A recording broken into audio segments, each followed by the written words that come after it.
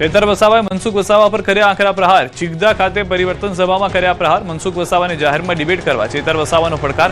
મનસુખ વસાવા ઊંઘમાં પણ મારા જ સપના જુએ છે। રાજનીતિમાં મનસુખ વસાવાને 36 વર્ષ થયા છે, મારે 36 મહિના થયા। આદિવાસી સમાજના પ્રશ્નો આવે એટલે મનસુખભાઈ ગુફામાં જતા રહે છે। વાવમાં તંત્રએ નહીં પરંતુ ખેડૂતોએ જાતે કેનાલ સાફ કરી ઢગલો કચરો નીકાળ્યો। વાવ થરાદ પંથકની કેનાલમાં કંઈક આવા હાલ છે જાણે નર્મદા નિગમે નાખવા ખાતર કેનાલ નાખી હોય તેવું લાગી રહ્યું છે। અહીંના ખેડૂતોને સિંચાઈનું પાણી મળી રહે તે માટે કેનાલ તો નાખી દીધી હતી, પરંતુ સફાઈ કરવાનું તો ભૂલી જ ગયા, જેથી કેનાલમાં કચરાનું સામ્રાજ્ય છવાયેલું છે। લીલે કબજો જમાવ્યો છે। કચરાના ઢગલાના કારણે કેનાલમાં ગાબડા પડી રહ્યા છે। આ અંગે અનેકવાર રજૂઆત કરવા છતાં કોઈ કાર્યવાહી ન થતા અંતે વાવ અને થરાદ જિલ્લાના સરહદી વિસ્તારોમાં પાણીની અછતનો સામનો કરી રહેલા ખેડૂતોએ જાતે કેનાલની સફાઈ કરી। સૌપુરા વાછરડા ગામના ખેડૂતોએ કેનાલમાં પૂરતું પાણી ન મળતા રોષ વ્યક્ત કર્યો। કેનાલમાં પાવડા લઈને ઉતરી સફાઈ કરતા અંદરથી કચરા, લીલ સહિતનો કચરો બહાર કાઢ્યો। ખેડૂતો આક્ષેપ કરી રહ્યા છે કે કેનાલમાં સફાઈના અભાવે પૂરતું પાણી ન મળવાને કારણે ખેતી જોખમમાં મુકાઈ છે। અરવલ્લી પંથકમાં ચંદન ચોર પુષ્પાનો આતંક, ખેતરોમાંથી ચોરી। અરવલ્લી પંથકમાં ચંદન ચોર પુષ્પાએ ખેડૂતોની ઊંઘ હરામ કરી નાખી છે। ચંદનના લાકડા ચોરી દહેશત ફેલાવી દીધી। જિલ્લાના માલપુરના ઉભરાણ ગામના 2 ખેતરમાં ચંદન ચોર ત્રાટક્યા હતા। 2 ખેતરમાં 6 ચંદનના ઝાડ કાપી તસ્કરો ફરાર થયા। રાત્રિના સમયે કટરથી ચંદનના ઝાડ કાપી ચંદન તસ્કરીને અંજામ આપ્યો।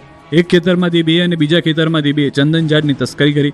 4 લાખ કિંમતના ચંદનના ઝાડ કાપી તસ્કરો ફરાર થયા। ખેડૂતો પોતાના ખેતરે પહોંચતા ચંદનની ચોરી થયાની જાણ થઈ। ખેડૂતે પોલીસ સ્ટેશન ખાતે ફરિયાદ નોંધાવવાની દર્શાવી છે તૈયારી।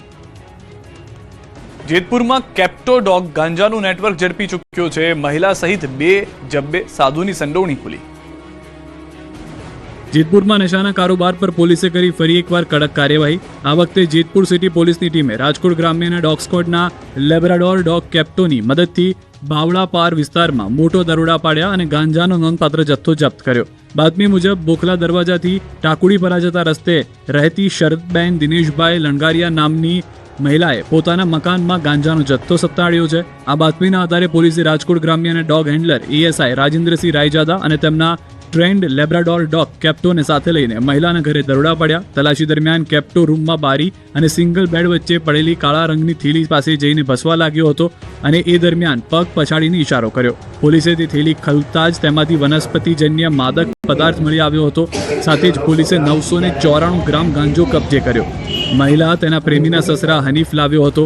પોલીસે તેની પણ ધરપકડ કરી છે। હનીફે આ જથ્થો વીરપુરના એક સાધુ પાસેથી મેળવ્યો હોવાનો દાવો કર્યો।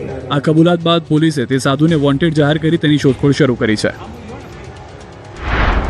અમદાવાદના ગોમતીપુર વિસ્તારમાં ફરી અસામાજિક તત્વોનો આતંક સામે આવ્યો છે। છોટાલાલની ચાલીમાં તલવારબાજ શખ્સોએ સોસાયટી બાનમાં લીધી। છોટાલાલની ચાલી ખાતે સિરાજ અંસારીને ધમકીઓ આપી ડરાવ્યા, જે બાદ ચાલીમાં બીજા દિવસે અન્ય 2 વ્યક્તિ પર પણ હુમલો થયો।